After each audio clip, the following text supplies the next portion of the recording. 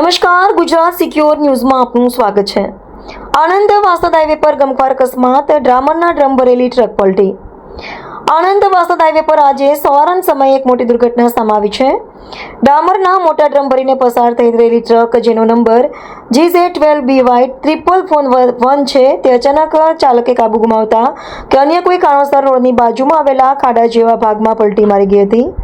તમે દ્રશ્યોમાં જોઈ શકો છો કે અકસ્માત એટલો જોરદાર હતો કે ટ્રક આખી ઊંધી વળી ગઈ છે અને તેના વ્હીલ અદ્ધર થઈ ગયા છે। ટ્રકમાં ભરેલા ડામરના વિશાળ ડ્રમ્સ રોડ કિનારે વેરવિખેર થઈ ગયા છે। અકસ્માતને પગલે આસપાસના સ્થાનિક લોકો અને અન્ય વાહન ચાલકો મદદ માટે દોડી આવ્યા હતા। સદનસીબે મોટી જાનહાનિ ટળી હોવાનું પ્રાથમિક તબક્કે જાણવા મળી રહ્યું છે। અહેવાલ કિરણકુમાર ગોહેલ, ગુજરાત સિક્યોર ન્યૂઝ, આંકલાવ।